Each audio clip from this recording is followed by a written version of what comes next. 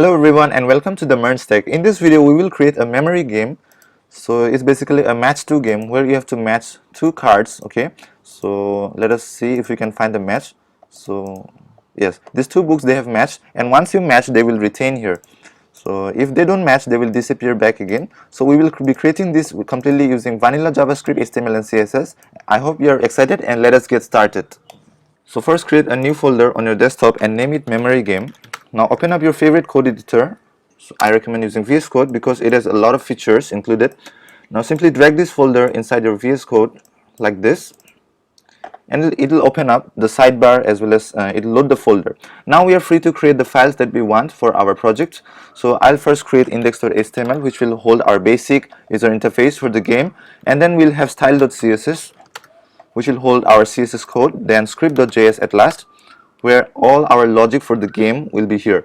Now I want to create the basic HTML template, so I will simply say HTML:5. It's a VS Code shortcut which gives you the basic boilerplate code. Okay, so here in this title I can rename it memory game. Then I'll add one h1 tag for the title heading at the top, memory game, and then I want to create a div element where all the cards, okay, all the images will be rendered here. So I created a div. I want to give some ID, say memory-game, which will help us to select from CSS as well as JavaScript. So this is our div element, and here everything will be rendered. Also let us link this style.css and script.js files. So what I'll do, I'll use the link tag, link rel equals to style sheet, and in href simply specify the name of the file that you want to link, so style.css. Also to link our JavaScript file we have to use our script tags, so script src equals to script.js. So with this we have linked our style.css as well as script.js. Now let us see using this live server extension. I have installed it from the VS Code extension store. You can also install it. What it basically does is whenever your code changes, it automatically reloads the browser. Alright, so here we have our memory game. So now we are ready to start writing our CSS code as well as JavaScript. Now since this is a memory game, we'll have a list of images, okay, to show on a grid. So for that I have included an images folder. You can download it from the GitHub repository. Alright, so this images folder, it contains 8 images like this, 8 different images. So we will use these images to create our memory game. We also have a default JPG image. Alright, so this will be shown whenever the card is not revealed.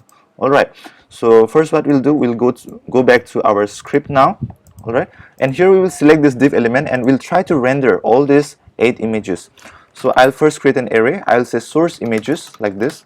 So source images, we will store all the image names that we have originally. So image1.jpg, then 2, 3, 4 like this. I'll simply copy them down 8 times. So image 1, 2, 3, 4, 5, 6, 7 and 8. So now we have these 8 images inside this array. Now we want to generate random images out of these source images. So what we have to do, we have to have every image twice. Only then we can match them up, right? So if we have 8 images right here, so we have to make these 16 images, we have to repeat them, as well as we have to randomize them every time the game reloads. Okay, so what we will do, we'll create one more array, say const random images like this, and here I will destructure this array twice. So I'll say triple dots source images, comma, again 3 dots, then source images. So this will destructure this array 2 times. So now we'll have 16 elements in this array, and now we want to randomize this. To make an array elements random, we have a nice function called sort. Okay, we can use this sort function, and then we can use math.random together with it to get random values.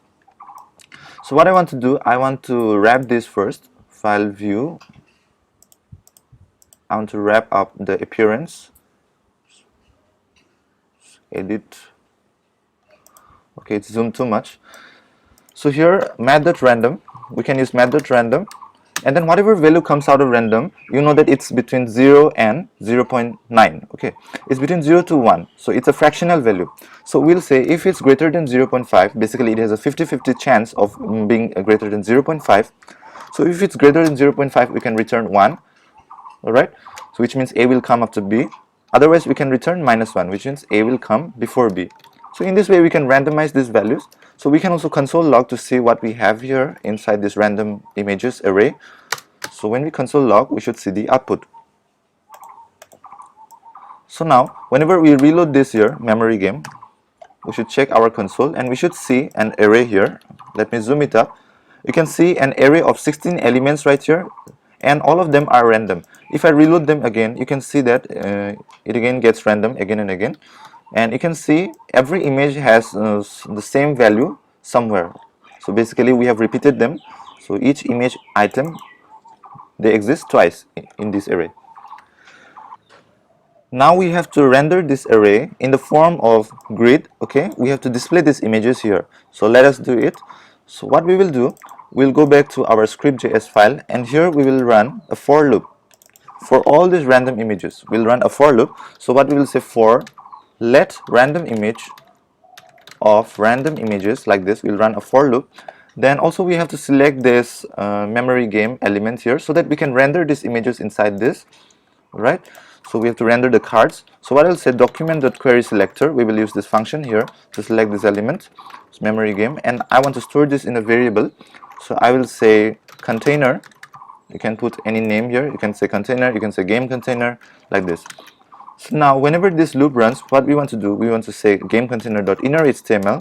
We want to run this innerHTML property, and we want to append it. So I'm using plus equals here. So I want to append this at the end of every time when the loop runs, it should append at the end of the code of this element. So now here I will go down and I'll create a div element. Okay, so I'll basically create a div structure. Inside this div we'll have an image element, image src, like this.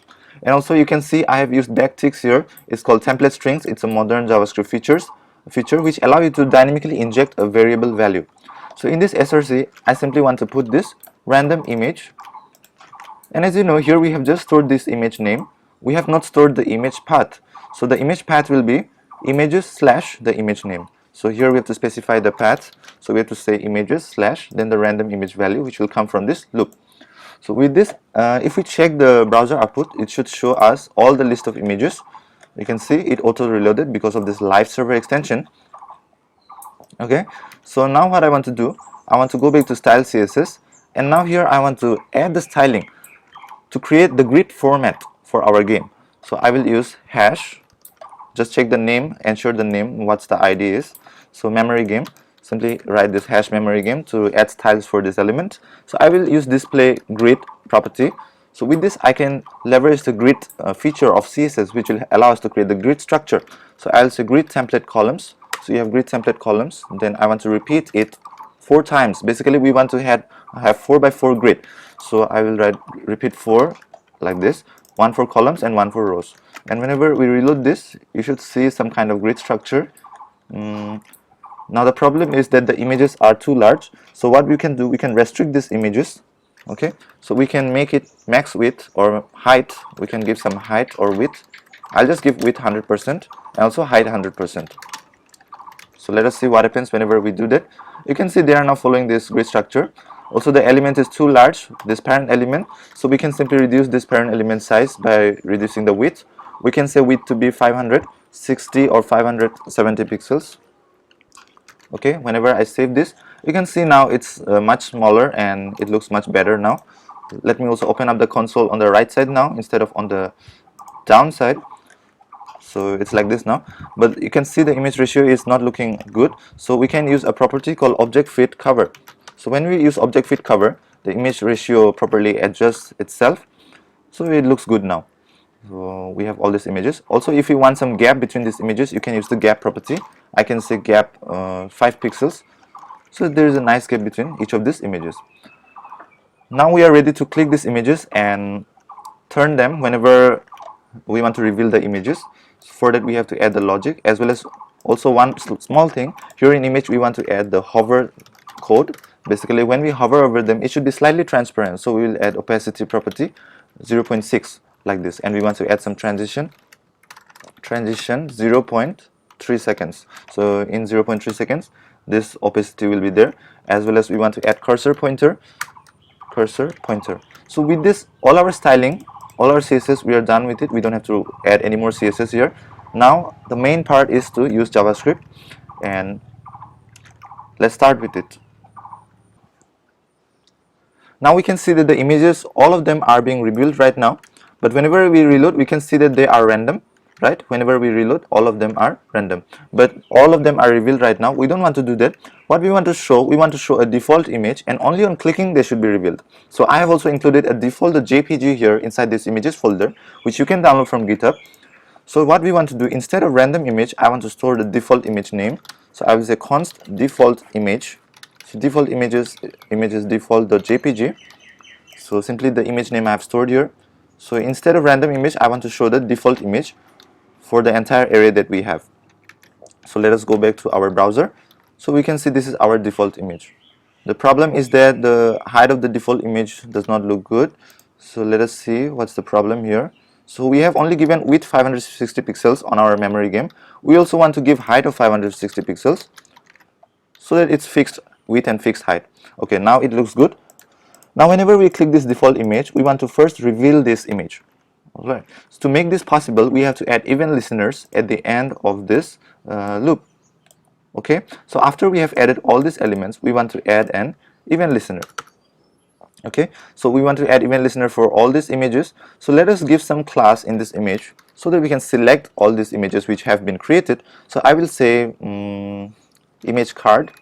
You can give any name you like that's suitable. So I have given the name image card, and also I want to store the index. Okay, so whenever we click this image, how will we know which image to show? That's why I want to store the index of this image, okay, this random image, so that we can know whichever item or whichever image to show whenever we click that particular image. Alright, we are doing this in a second, but first let us add event listeners. Okay, so we will say document.query selector again. So I'll say image cards, const image cards equals to document dot. This time I'll not use query selector because it gives us back only one element. We will use query selector all, which allows us to get an array of items which matches the condition, the CSS selector. So I'll use dot image card since it's a class name and can be used in multiple elements. So const image cards equals to document query selector all. So now what I'll do, I'll add again a for loop. So let image card of image cards. Okay, now for each image card we will use the add event listener method, so using which we can add a click method, and then we can add an anonymous function. So this function will run whenever this image is clicked. You can also use arrow functions like this. Basically it will be a better modern syntax. So here we want to reveal the image. So what we want to do, we want to basically update the image card.src equals to that particular value which it is supposed to hold, right?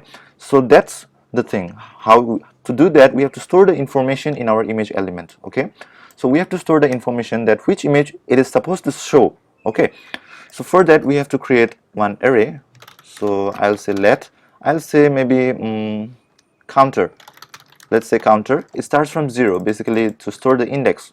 So we'll also use data attributes, which are custom attributes which allow you to store any value in a particular HTML tag.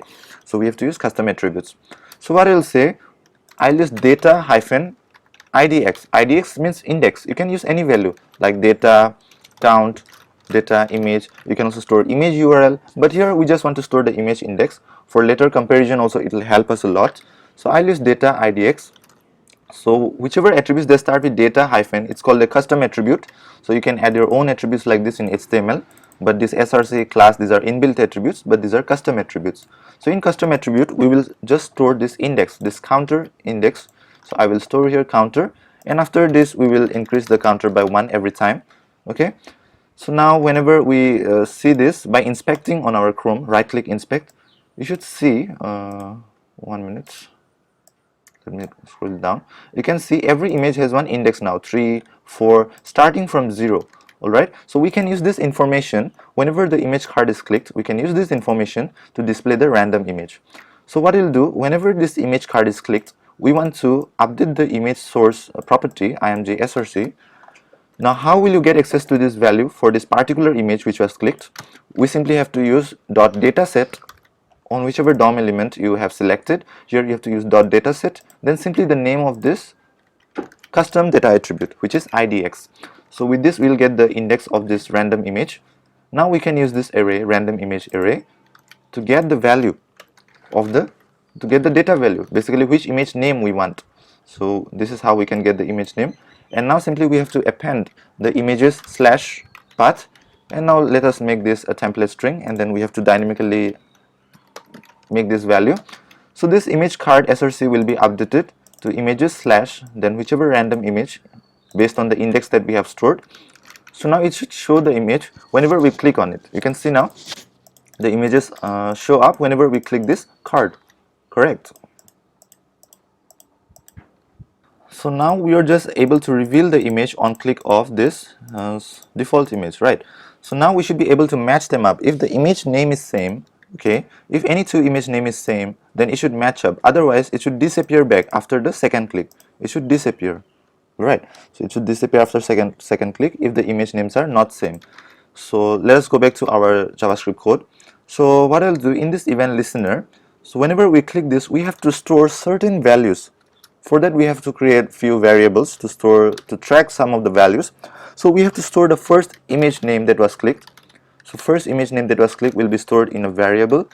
We will also have to store the first image index that was clicked, okay, which means if we click this image, so we have to store the index of this image. All right, so we have to store the first image that we click and also the first image index. So I'll explain in a second why I have named this first, okay. Then we don't need for second image name, and we don't have to store that. Also we have to store the matched images. So I will say const or let const matched images. So we have to store the matched images which match, okay. So now what we will do, we will come to our function of our event listener, so where we have updated our src. Now we want to store this first image name. So we want to put one if condition. If this first image name is not present, like this, if not first image name, so we want to store whichever image name that was clicked, we want to store here. Basically this one, random images image card dataset idx. So I want to cut this up in a variable. So I will say const image name like this. So this image name basically I want to store. So here. So I have copied and pasted here. So this image name will be stored in our first image name. I also want to store the index basically.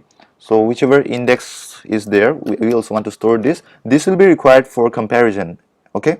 This will be required for comparison in the future whenever we add this match condition, just in a second. So this index right here, this also I want to extract to a variable. I'll say idx equals to this image card.dataset.index, dataset.index. So copy and paste it here, random images. And also this index I want to store it in a variable so that I can track for the second click, okay. The first one will be the first click, okay. Whenever we click for the first time, this will be the first click, and then the second click will we'll use this for comparison, okay. So we have stored this for the first click. So this is the if condition. If it is not present, then we are storing these two values, the first index that we click as well as the first image name.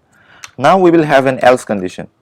So if it is empty, wait 1 minute, if it is not empty, then this will run, okay. So if it is not empty, this is, yeah, which is this is basically empty basically, okay. So when it is empty, this will run, okay. So when it is empty, so which means if it is not present, basically I'm saying wrong, so this is not empty. So whenever this is not present, then this part will run. Else if it is present, okay, else if the value is present, then this else condition will run. In this else condition, we want to add an if check. So what we want to do, we want to push all the values to match images, and we want to only push if the second click matches, okay, if the second image that was clicked that matches. So here we have to use this previous value which we stored earlier. So we have to say first image name. So if this is present, okay, so if this first image name is equal to this one image name, so whichever current image name that we have, if this matches, then we have to push this value to matched images. So matched images dot push. So we have to push the value right here. So we can push the image name to matched images. And also we have to add one more condition. We have to chain one more and condition. So if it is not present in matched images, only then we have to push. If it is already present, we don't want to push it twice, correct? So we have to say if not matched images dot includes. So if it does not include, okay, if not includes image name, this one right here, then we want to push this to matched images like this. So here we also want to clear up the first image now, so that again for the next click it works. So it will basically cycle back again and again. So we have to also clear back this first image name and first image index. Now you can see we still haven't used first image index, and I will show you when to use this. But for now we have used this first image name, which will be stored in the first click. Then on the else condition it will be cleared again it will be stored on the first click, like this. Basically it will cycle for 2 images again and again, right? So now we also have to add a condition to clear these images. Okay, so we have to clear up if there is no match found. Okay, so this is the condition whenever the match is found, and regardless whether the match is found or not, we have to clear this first image and this second image index, so that for the next image that will be clicked in future, so that we can track them, okay, and then we can compare them. Alright, so now we have to use a function. I'll create a function, say clear images. I'll create a function. So this function I want to call at the bottom. Alright, so whether it's matched or not, I don't care, it has to be called at the bottom. And here every code in this function, I want to run it in a set timeout. So basically there should be some delay, it should not instantly clear. Suppose the images don't match, you click this first image and the second image, they don't match, they should not instantly disappear, they should disappear after some time duration, like 2 seconds or 3 seconds, like that. So what I'll say, in the set timeout I want to clear the images, so again I have to use a for loop. So I have already selected this image cards before, so I can use a for loop here, and then I can update the src for each of them, right? So image card.src, they should become images slash the default value, that basically the default image right here. So where is our default image? This one, this variable I've stored the default name, so I'll store this default variable right here. So images slash default image. So here this will update our src to default image, but the problem is that every time you click, it will update for every single image in the else condition, right? As you can see, in the else condition we have added clear images, so it's updating for each of them. So that's the problem. Also we have to debug why it's not coming twice, but for now, yeah, it's instantly cleaning. So what we want to do, we want to add some time duration, say 2000 seconds. Let us see, I think 2000 seconds will be too long. Yeah, basically 2000 millisecond. We don't want that, we want to add maybe say 300 milliseconds, basically 0.3 seconds. Yeah, like this. So if it does not match, it should instantly disappear. Since it's a memory game, let us increase it to 400 milliseconds. Now the thing is, it should not clear those images which match. Suppose I match any 2 images, whatever it is. I have this cake here, let me see where I can find the pie. Yes, this is one pie and this is one pie. So both of them match. So whenever they match, as you know, we have pushed this to an array matched images. So if it's present in this match images, basically this image name, basically we have to also extract the image name again. So we can do this by copying and pasting here again. Basically index will come from image card.dataset.index, then this image name equals to random images. Yeah, so this image name, so if this is not present, only then, alright, only then we want to clear them. But if it is present in our matched images, so if it is included, okay, so if it is not included, only then we want to clear. So we'll add one not condition like this, we will invert the logic. So if not match image dot includes, so if it is not present, only then we want to clear this. So let us see if we can match any 2 image. This is a husky right here, let me search in husky if I can find. Yeah, so now you can see both of them have matched, and now they are not being cleared because they are now inside this matched array. And also let us see if there's some error in the console. Okay, now if we see any other image, yes, so they are disappearing. Okay, so yes, we have successfully added the condition, but now I want to show you one bug. So if you click the same image twice, okay, basically this pie image, again if you click this pie image, then it's not disappearing anymore. Why? Because as you know, this is the same image, right? So you can think like if you click on the same image twice, it matches with itself. So to avoid this, we have to use this index. That's why I created this index. So we can also console log this matched images to confirm that it was pushed to matched images. So we have these 2 images. So if you click a particular image twice, you can see it's pushed here. Why? Because when on the first click, what happens? It's stored in our first image name, and also yes, we store the index, but we don't use it. And on the second click, what happens? The first image name that was stored on the previous click, it matches with the current image name. Okay, whichever we extract here, current image name, it matches because it's still the same image. Okay, so it matches here. So whenever we click twice, you can see they retain. So to avoid this, we have to use this index. As you know, the index will be different.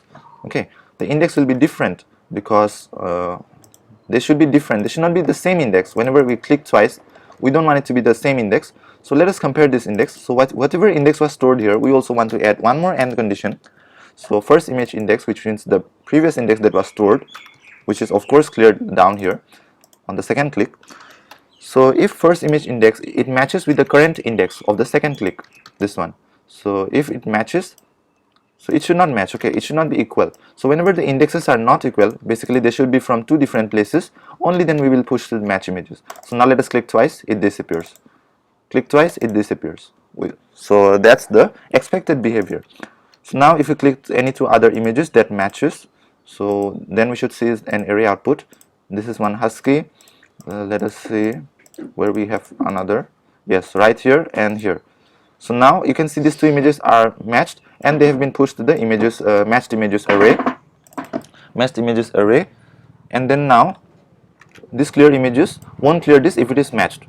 So now let us play this game. I think it's done now. So let us search for this. Let us try to complete this. So we have a rows. Let's search to find rows here. This one, rows with rows. Then we have a car. Then book somewhere I saw. Yes, this one matched. This is the book. Then we have a butterfly. Then we have this. So once it's completed, you can also add one if condition.